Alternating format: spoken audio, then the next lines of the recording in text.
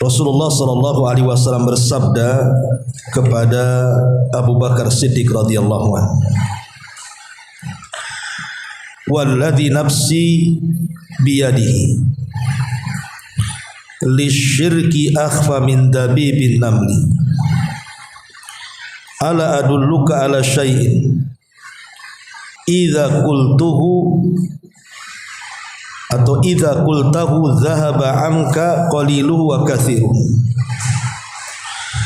qul Allahumma inni a'udzubika an usyrika bika wa ana a'lam wa astaghfiruka lima la a'lam."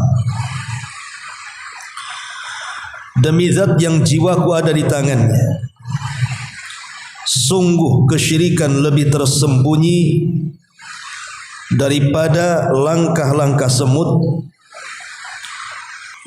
Maukah kamu aku tunjukkan kepada sebuah doa yang jika kamu ucapkan dapat menghilangkan kesyirikan darimu, baik syirik kecil maupun besar? Ucapkanlah, Allahumma inni a'udzubika an usyrika bika wa ana a'lam wa astaghfiruka lima la a'lam. Ya Allah, sesungguhnya aku berlindung kepadamu dari perbuatan syirik kepadamu sedangkan aku mengetahuinya, dan aku juga memohon ampun kepadamu dari kesyirikan yang tidak aku ketahui. Taib, ma'asyiral muslimin wal muslimat rahimani wa rahimakumullah. Ini hadis ini adalah hadis yang sangat menakutkan tentunya bagi setiap orang yang beriman kepada Allah Subhanahu wa taala dan Rasulnya. Karena Nabi sallallahu alaihi wasallam menghabarkan sebuah kabar di mana ada kesyirikan yang akan menimpa semua manusia yang halusnya seperti langkah-langkah semut. Karena dalam riwayat Nabi sallallahu alaihi wasallam mengatakan seperti semut hitam yang berjalan di batu licin hitam di kegelapan malam. Gimana tuh taunya? Udah semutnya hitam, batunya licin pula warna hitam, tengah malam pula. Nggak ada yang tahu. Tapi kesyirikan ini yang dimaksud dalam hadis tadi itu lebih halus mengenai kita dibandingkan langkah-langkah semut itu. Ada sebuah hadis yang dikeluarkan oleh Imam Ibnu Majah. Kata Nabi sallallahu alaihi wasallam, "Ala ukhbirukum bima huwa akhwaf alaikum indi minal masihid dajjal." Maukah aku habarkan kepada kalian sesuatu yang lebih tersembunyi di sisiku atas kalian dibandingkan fitnahnya al-masihid dajjal. Di sini Nabi sallallahu alaihi wasallam mengkhawatirkan sebuah dosa yang dosa itu tersembunyi. Tapi dosa tersembunyi ini lebih bahaya dibandingkan fitnahnya dajjal. Bayangkan fitnah dajjal saja sudah bahaya sekali, makanya saking bahayanya kita disuruh berlindung setiap sholat dalam tasyahud akhir. Tapi rupanya dosa yang tersembunyi ini jauh lebih dahsyat dibandingkan fitnahnya dajjal. Sahabat bertanya, tentu wahai Rasul sallallahu alaihi wasallam, apa itu? Maka Rasul mengatakan asyirkul khafi, kesyirikan yang tersembunyi. Kemudian Rasul mencontohkan an yakuma rajul yusalli fayuzayyinu salatahu lima yara min nadhari rajulin, di mana seseorang melaksanakan salat lalu menghiasi salatnya karena ada orang yang memperhatikan salatnya. Berarti di sini diisyaratkan kepada apa? Kepada riya, kepada penyakit hati yang disebut dengan riya. Jadi kesyirikan yang datangnya seperti atau lebih halus daripada langkah semut di batu licin yang hitam di kegelapan malam itu, maksudnya adalah syirik kecil yang berupa riya. Karena begini Bu, riya ini sebenarnya hampir tidak semua orang selamat. Saya, ibu, siapapun, mau orang awamnya, mau orang alimnya, mau orang biasanya, mau ahli ibadahnya, semua pasti kena. Penyakit ini tidak mungkin tidak pasti kena semua orang. Karena biasanya riya ini berawal dari sesuatu yang remeh-temeh. Jadi munculnya riya itu bukan perkara besar, awalnya dari perkara kecil, bahkan dianggap remeh perkara itu. Contoh yang sederhana saja dalam urusan dunia, seperti mamanya ibu ngobrol biasalah, 2-3 orang ngobrol gitu kan. Ngobrol itu kan tidak ada masalah dengan ngobrolan. Ibu mau ngobrol ngalur ngidul ngetan ngulon gak ada masalah, tidak ada urusan dengan obrolan itu.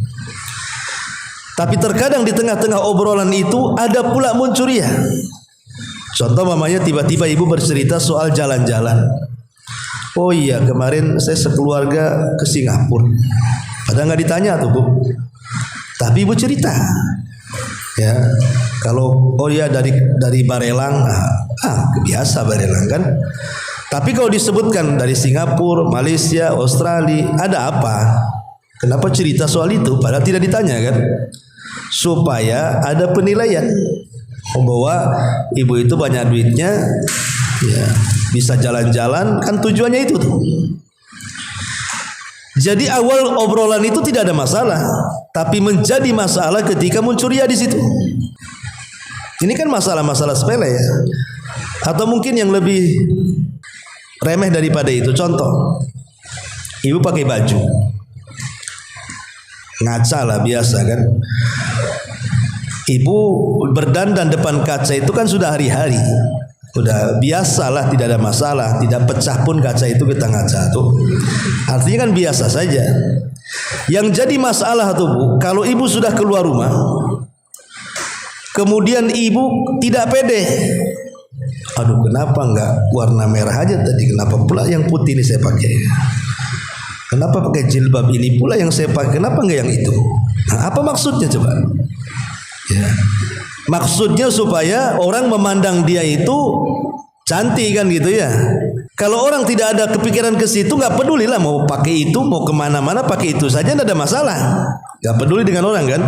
Tapi kalau sudah mikir warna, mikir setel, mikir model, mikir ini, mikir itu, aduh kenapa saya tadi nggak ini? Itulah masalahnya di situ. Itulah riyaknya muncul di situ. Itu kan masalah-masalah remeh-remeh aja, tapi menjadi serius ketika kemudian niat masalah dunia ini tiba-tiba ingin pujian manusia. Lah ditambah-tambah kalau seandainya kemudian beralih bukan hanya perkara dunia tapi sampai menyangkut perkara agama, ini masalah. Menyangkut masalah agama. Umpamanya ibu ngobrol biasa, tapi tiba-tiba kemudian, oh maaf ya, kayaknya saya nggak bisa lama-lama. Ngapain? Lagi puasa saya. Ngapain? Pula diceritakan lagi puasa. Ya. Kecuali kalau seandainya kemudian dipaksa untuk menjawab, makanlah, nggak bisa, padahal sudah ngelak-ngelak dia, mau bilang puasa itu takut kan, tapi karena dipaksa, terpaksalah dia ngomong puasa. Tapi ini nggak ditanya soal ibadah, dia pula ngomong saya puasa. Nah ini kan tanpa terasa akhirnya yang tadinya ibu sembunyikan ibadah itu akhirnya orang tahu, supaya orang tahu saya ini ahli puasa, sebenarnya begitu. Tapi dengan bahasa ibu tentunya ya. Atau memberitahu nampaknya kurang istirahat nih. Ini sakit ya. Anda semalam kecapean sholat malam. Nah, ini kan masalah nih. Ya, ngapain diceritakan sholat malam? Makanya kenapa Bu, ria ini tidak bisa lepas dari manusia, apalagi di zaman sekarang. Di zaman sekarang ini ria, di zaman sekarang luar biasa terang-terangan. Kenapa? Karena semenjak ada medsos ini, semenjak ada dunia medsos, dunia ria ini luar biasa. Sekarang apa tujuannya orang memosting sesuatu, selfie dan yang semacamnya? Tujuannya kan karena ingin dapat like kan, ingin dapat jempol ke atas lah bahasanya. Sebab kalau jempolnya dibalik kan sakit hati dia. Hanya ingin itu saja, ingin dapat view, ingin dapat subscriber, ingin dapat apa kan, supaya dia ingin dilihat orang. Oh, penampilannya bagus, yang komentar bagus, dan begitu seterusnya. Ini sadar ataupun tidak, dia sedang ria. Apalagi yang lebih parah daripada itu, dia membuat konten itu bukan hanya ria saja, tapi terang-terangan gitu ya. Dia melakukan pelecehan dalam agama. Seperti mamanya dia buat sholat yang aneh-aneh kemudian diposting. Sholat yang aneh-aneh kan banyak tuh di medsos itu, diposting pula kan itu, dan sesat pula diposting pula supaya orang tahu. Maka ini juga lebih parah daripada yang awal-awal tadi. Intinya bahwa Nabi SAW sampai mengatakan ria itu lebih bahaya dibandingkan fitnah Dajjal. Kenapa demikian? Karena fisik Dajjal itu jelas. Nabi SAW menyebutkan fisiknya kan, bengkok betisnya, rambutnya keriting, bahkan di dahinya tertulis kafaro kafir. Jelas, nggak ada yang tersembunyi dari Dajjal. Tapi ria ini tersembunyi masalahnya. Datangnya itu lo tahu tiba-tiba gitu saja. Yang tadinya ndak ria tahu ria, nah, gitu maksudnya. Dia datangnya itu tiba-tiba, yang tujuannya tidak ria jadi ria. Nah, ini masalahnya. Makanya kemudian Nabi SAW mewanti-wanti kepada Abu Bakar Siddiq radhiyallahu an tentang satu kesyirikan yang lebih harus dibandingkan semut yang berjalan. Ibu perhatikan semut di tembok, Bu. Coba dengarkan telinga ibu ke semut yang sedang berjalan itu. Kira-kira ibu dengar gak langkah semut itu? Gak dengar kan? Gak akan dengar. Mau semutnya 1000 sekalipun di dinding itu, ibu dengerin saja, gak akan dengar suara langkah semut itu. Tetapi ria ataupun syirik ini lebih halus dibandingkan langkah semut. Itulah makanya bahayanya. Dari sini Nabi SAW mengajarkan kepada Abu Bakar Siddiq radhiyallahu an tentang doa yang disuruh dibaca selepas sholat. Jadi doa ini hendaklah terus dibaca ibu dan dijadikan wirid sholat. Jadi selepas sholat ibu membaca istighfar 3 kali, Allahumma antas salam minkas salam tabarakta ya dzal jalali ikram. Kemudian tasbih, tahmid, takbir, tahlil. Ah, disitulah ibu jadikan doa Allahumma inni a'udzubika an usyrika bika wa ana a'lam wa astaghfiruka bima la a'lam. Jadikan zikir ini sebagai zikir harian. Minimalnya dibaca 5 kali sehari dalam setiap selesai sholat wajib. Karena ini zikir luar biasa, Bu. Bisa menghilangkan kesyirikan, baik syirkul akbar ataupun syirkul asghar. Baik, masyaallah muslimat yang dimuliakan Allah Subhanahu wa taala, kita rinci sedikit. Ada sebagian para ulama ketika membagi syirik itu menjadi 2. Tapi ada juga sebagian ulama menjadikan syirik itu menjadi 3 bagian. Yang mengatakan bahwa syirik itu terbagi 2, ya syirik itu kalau tidak akbar ya asghar. Kalau tidak syirik besar ya syirik kecil. Cuman 2 itu saja. Tapi bagi yang membagi syirik itu menjadi 3, maka mereka membagi pertama syirkul akbar, syirik besar. Yang kedua syirkul asghar, syirik kecil. Dan yang ketiga syirkul khafi, syirik yang terselubung, syirik yang tersembunyi. Taib. Kemudian ulama mengatakan, kenapa disebut syirik khafi? Syirik khafi ini tengah-tengah, Bu. Dia bisa masuk pada syirkul akbar, dia bisa masuk pada syirkul asghar, tergantung kondisi. Karena syirik besar sendiri kan terbagi dua, ada yang nampak, ada yang tidak tampak. Seperti kalau umpamanya yang tampaklah seseorang jelas-jelas gitu menyembah berhala, jadi berhalanya nampak jelas gitu ya. Adapun yang tidak tampak adalah keyakinan. Kalau sujud ke berhala kan nampak jelas kan, kita lihat ada berhala sujud dia di situ, ruku dia di situ, nampak. Itu syirkul akbar tuh. Tapi ada syirkul akbar itu yang sifatnya tidak nampak, yang disebut dengan syirik khafi. Dia hanya dalam hati saja. Seperti mamanya berkeyakinan bahwa selain daripada Allah Azza wa Jal bisa mendatangkan manfaat atau bisa mencegah madarat. Kan tidak tampak secara lahiriah, tetapi hatinya meyakini seperti itu, maka ini adalah syirkul khafi, masuk pada syirkul akbar. Ya. Adapun syirik asghar juga sama. Ada yang tampak, ada yang tidak tampak gitu ya. Seperti mamanya contohnya yang tampak, mamanya syirkul asghar itu seperti orang yang jelas-jelas ngomong dalam hatinya, dalam lisannya, dan kita dengar bersumpah kepada selain Allah. Umpamanya bersumpah kepada selain Allah langsung dengan lisannya kita dengar. Nah, itu namanya nampak tuh syirik asgharnya. Tapi ada juga syirikul asghar itu yang tidak tampak. Contohnya riya. Nah, riya ini kan syirik asghar yang tidak tampak. Kan itu kan hati yang ngomong kan, pengen dipuji, pengen didengar, ya pengen dikata-katai baik. Nah, itu kan hati kita yang ngomong tuh. Makanya kemudian ulama mengatakan syirik itu ada tiga, ada akbar, ada asghar. Kemudian ada khafi. Lah khafi ini tengah-tengah. Bisa masuk pada akbar, bisa masuk pada asghar gitu maksudnya. Ma'asyiral muslimin muslimat yang dimuliakan Allah Azza wa Jalla. Adapun macam-macam syirik. Macam-macam syirik asghar ya. Kita kan ini membahas tentang syirik asghar, syirik kecil. Ulama mengatakan bahwa asyirkul asghar taratan yakunu zahiran.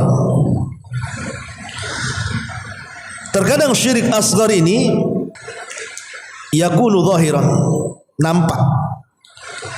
Seperti namanya kalabsi halaqati wal khayti wat tamaim wa nahwi dzalik minal a'mali wal aqwal. Seperti mamanya seorang memakai cincin, memakai benang, memakai jimat-jimat dan yang semacamnya dari amalan-amalan atau perbuatan. Tentu dengan sebuah keyakinan bahwa jimat dan tangkal itu hanya dijadikan sebab saja. Dia yakin Allah yang menyembuhkan, Allah yang mendatangkan manfaat dan madarat, cuman menjadikan gelang, anting, benang dan yang semacamnya itu hanya sebab saja. Ini tidak sampai syirik besar, syirik kecil. Lain kalau seandainya dia yakin bahwa gelang itu yang mendatangkan manfaat secara zatnya, itu syirik akbar, syirik besar. Kenapa? Karena meniadakan Allah di situ. Tapi kalau masih meyakini Allah, tidak sampai kepada syirik besar, karena dia masih yakin Allah yang menyembuhkan, cuman lewat ini, nah gitu ya. Nah, lewat ininya inilah yang jadi syirik kecilnya. Ini yang pertama. Kemudian juga wataratan yakunu bil i'tiqadat. Dan terkadang syirik asghar itu mencakup keyakinan. Seperti tadi saya katakan, dalam hatinya meyakini bahwa itu menjadikan sebab yang bukan sebab. Kemudian wataratan yakunu bil aqwal. Terkadang syirik kecil juga terucap lewat ucapan. Seperti mengatakan mutirna binau'i kadza wa kadza. Kami dihujani dengan bintang ini dan itu. Wataratan yakunu bil af'al. Dan terkadang juga syirik kecil ini dalam bentuk perbuatan. Seperti tadi menggantungkan jimat, menggantungkan benang, dan hanya dijadikan sebab bukan tujuan.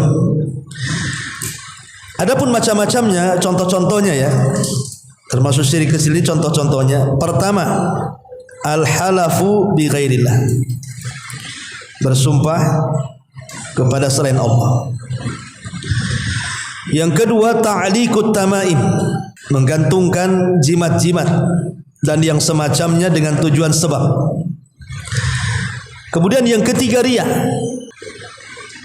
Kemudian yang keempat, tatoyur atau tasya'um, menganggap sesuatu yang didengar, yang dilihat, yang dimimpikan itu untung atau buntung. Kemudian yang kelima, ucapan sebagian orang yang mengatakan wa arjullaha wa arjuk, aku mengharap kepadamu dan mengharap kepada Allah. Aku mengharap kepada Allah dan juga kepadamu. Maka ini termasuk syirkul asghar. Kenapa? Karena menyamakan Allah dengan makhluknya menggunakan dan, harusnya kemudian.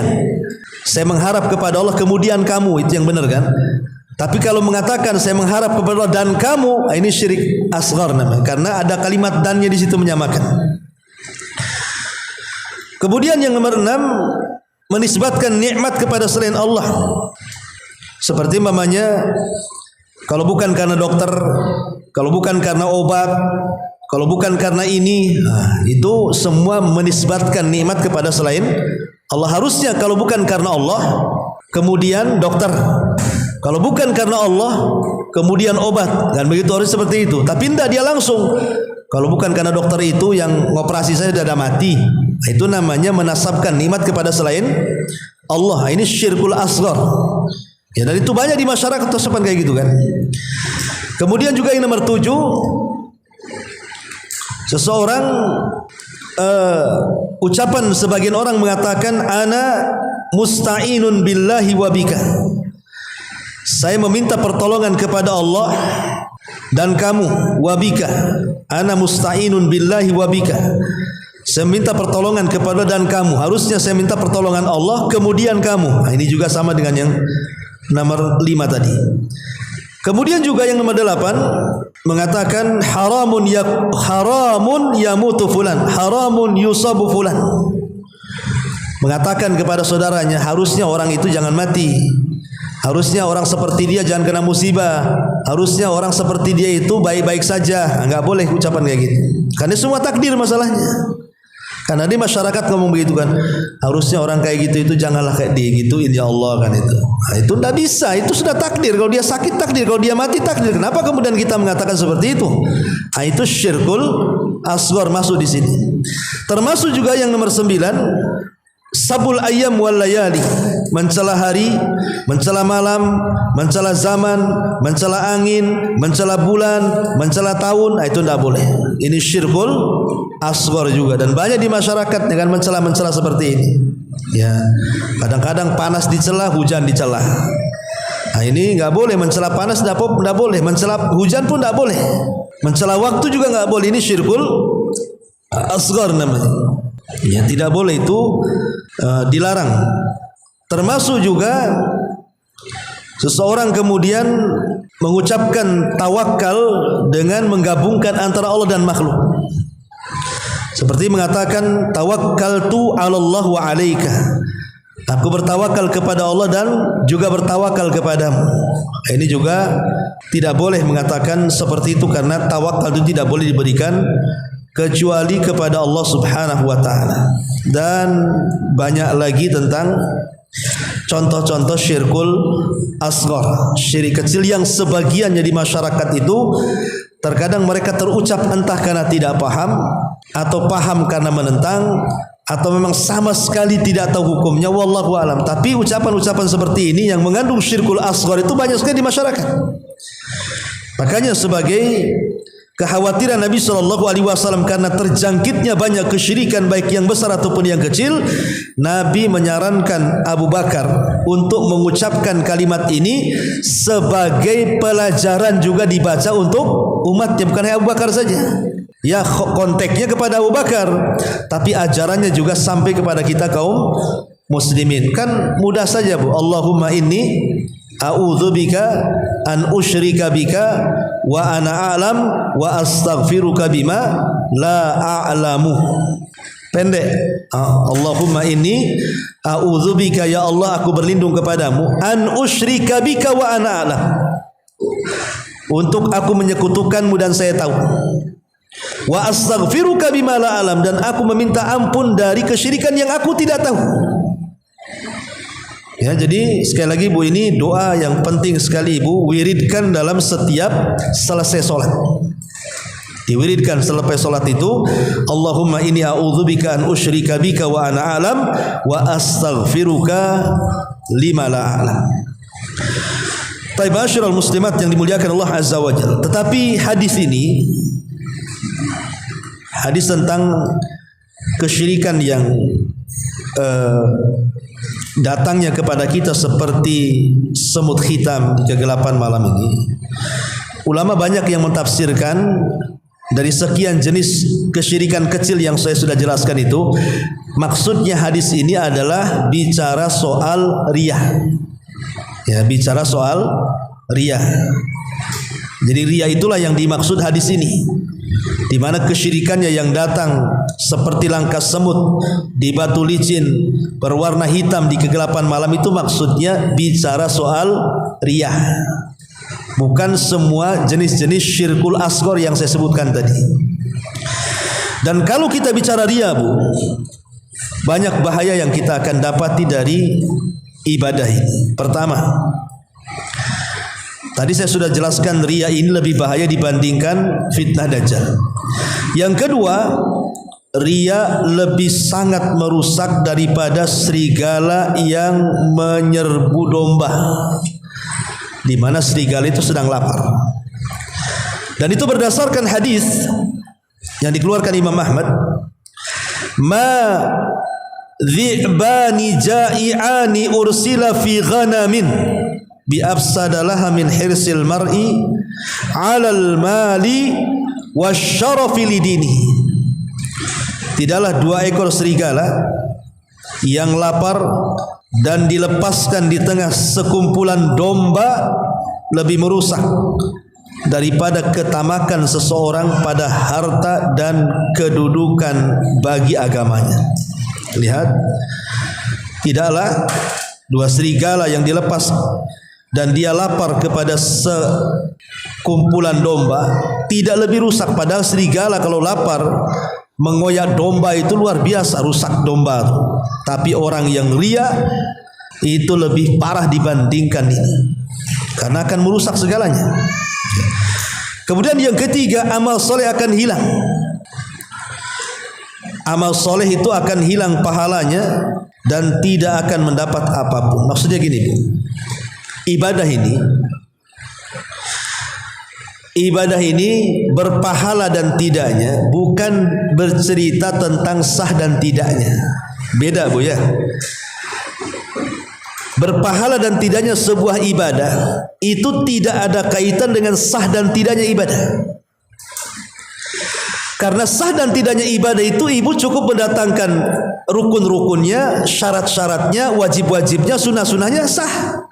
Contoh mamanya ibu sholat, datangkan aja syaratnya, wudu, menghadap kiblat, tutup aurat dan begitu seterusnya. Kemudian setelah itu datangkan rukun-rukunnya, takbiratul ihram, berdiri dan begitu seterusnya. Kemudian datangkan wajib-wajibnya, ditambah dengan sunnah-sunnahnya, sah-sah saja ibadah itu, asal syarat, rukun dan wajibnya terpenuhi. Tapi apakah sebuah ibadah yang sudah terpenuhi syarat, rukun dan wajibnya itu berpahala? Ini lain lagi pembahasannya. Karena pahala dan tidaknya sebuah ibadah itu bukan bicara soal syarat, rukun ataupun wajib, tapi bicara soal hati, soal niat. Ya. Jadi kalau bicara sah ibadah kembali kepada syarat, rukun dan wajib. Tapi kalau bicara soal pahala itu kembali ke hati, kembali ke niat. Makanya Rasulullah SAW mengatakan innamal a'malu binniyat. Ini satu. Wa innamal likulli imri'in ma nawa. 2. Potongan yang pertama bicara sah dan tidaknya, potongan kedua bicara berpahala dan tidaknya. Kalau innamal a'malu binniyat, ini bicara sah dan tidaknya. Amal itu digantungkan niat. Tapi penggalan yang kedua bicara soal pahala, bahwa seseorang itu berpahala digantungkan juga dengan niatnya. Makanya bicara pahala itu bicara keikhlasan. Bicara keikhlasan. Tapi kalau bicara sah dan tidaknya itu bicara ittiba, mencontoh. Ya, makanya ikhlas dan mencontoh itu tidak bisa dipisahkan, karena ini syarat qabulil amal. Syarat diterima sebuah amal itu harus ikhlas biar berpahala, harus mencontoh Rasul biar sah, gitu maksudnya. Bisa dipahami ya? Makanya kenapa ulama berulang-ulang membahas masalah syarat diterima amal ini, supaya dapat dua-duanya. Satu sisi sah ibadahnya, sisi lain dapat pahalanya. Makanya harus ikhlas dan mencontoh Nabi, itu maksudnya ya. Baik. Ini yang ketiga. Jadi kalau riya hilang pahalanya. Kemudian yang keempat, riya akan menghapus dan membatalkan, terkadang secara keseluruhan atau sebagian. Menghapus pahala secara keseluruhan atau sebagian, tergantung riyanya. Karena riya ini bisa masuk pada syirkul akbar, bisa masuk pada syirkul asghar. Contohnya gimana? Kalau ibu melaksanakan sholat, karena si fulan sholat, makanya saya sholat, maka ini syirkul akbar. Umpamanya ibu ini perangkat di sini. Pak Wali Kota mau datang ke Puskopkar, karena Pak Wali Kota sholat di sini, ibu sebenarnya nggak pernah sholat karena malu. Pak Wali Kota sholat karena ibu perangkat juga, termasuk perangkat pemerintah. Akhirnya sholat juga. Jadi orang-orang heran, kok bisa dia sholat nggak pernah sholat? Karena Pak Wali Kota sholat, jadi dia sholat. Nah, itu bukan syirik kecil, itu syirkul akbar namanya. Kenapa? Karena ini syiriknya orang munafik.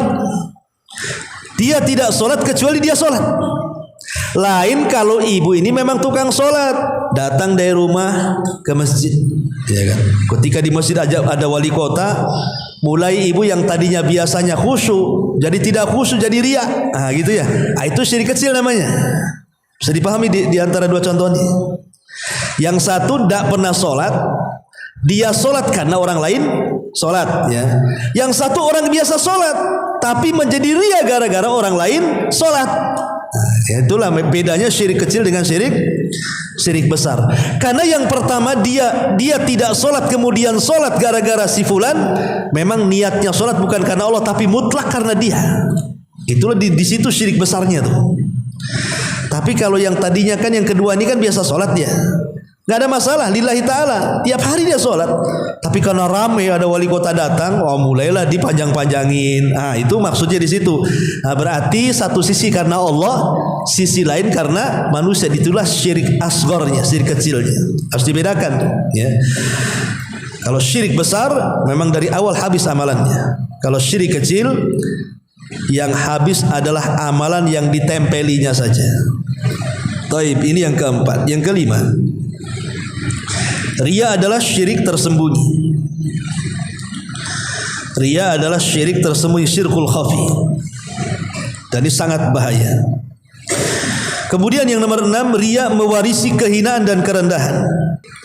Kata Nabi SAW, man samma'an nas bi amalihi samma Allahu bihi masami'a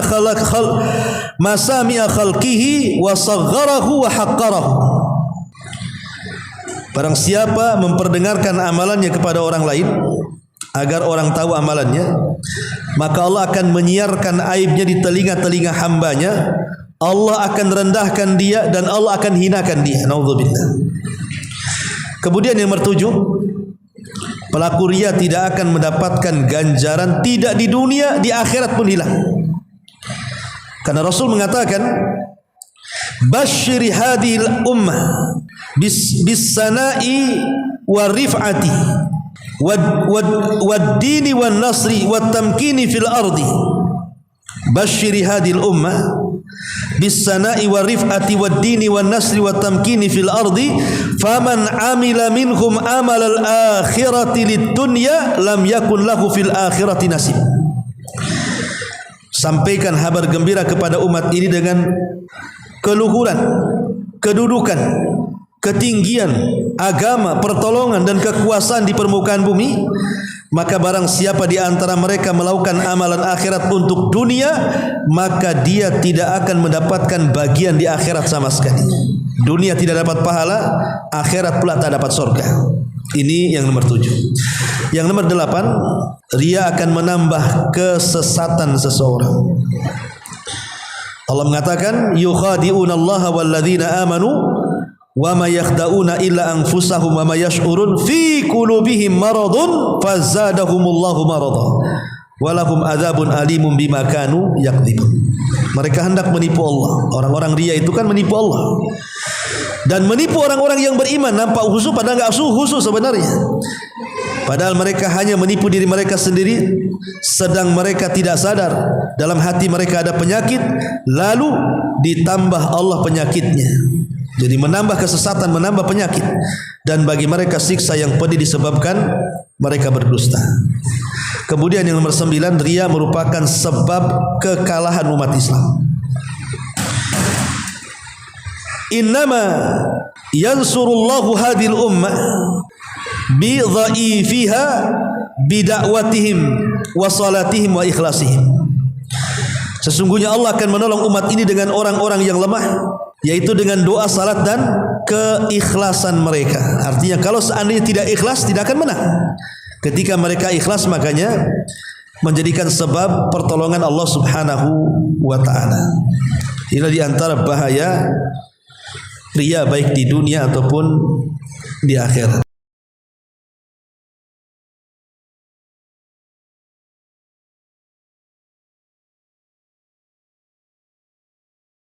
Subhanallah walhamdulillah wa la ilaha illallah wallahu akbar. Subhanallah.